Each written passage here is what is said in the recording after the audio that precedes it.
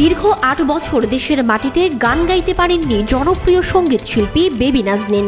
রাজনৈতিক প্রতিহিংসার শিকার হন এই শিল্পী। এ কারণে প্রবাস জীবন বেছে নিয়ে যুক্তরাষ্ট্রে বসবাস করেন। সেখানে নিয়মিতই তিনি গান করতেন, বিভিন্ন অনুষ্ঠানেও যোগ দিতেন।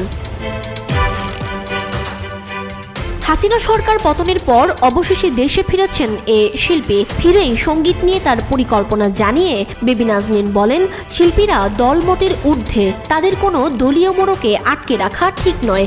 এতদিন যেভাবে কালো তালিকা করে শিল্পীদেরকে কোণঠাসা করে রাখা হয়েছিল, এমন সংস্কৃতি আর চাই না। তিনি আরো বলেন, বিশেষ কোনো দলের সমর্থক বলেই তাকে এড়িয়ে চলতে হবে কেন? শিল্পীর গান গাওয়ার অধিকার কেড়ে নেওয়া এ কেমন স্বাধীনতা? সবার অংশগ্রহণে আবারও নতুন করে সঙ্গীতাঙ্গনকে ঢেলে সাজাবো। আর কোনো শিল্পী যেন কোণঠাসা হয়ে না থাকে। আমাদের সামনে তৈরি হবে নতুন বাংলাদেশ।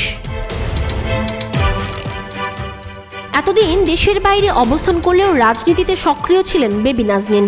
গত জুন মাসে তাকে বিএনপি চেয়ারপারসনের উপদেষ্টা হিসেবে মনোনীত করা হয়। দীর্ঘ ক্যারিয়ারে বহু জনপ্রিয় গান উপহার দিয়েছেন তিনি। অর্জন করেছেন জাতীয় চলচ্চিত্র পুরস্কার। আধুনিক সঙ্গীতের সর্বাধিক গানের অ্যালবামের শিল্পী তিনি।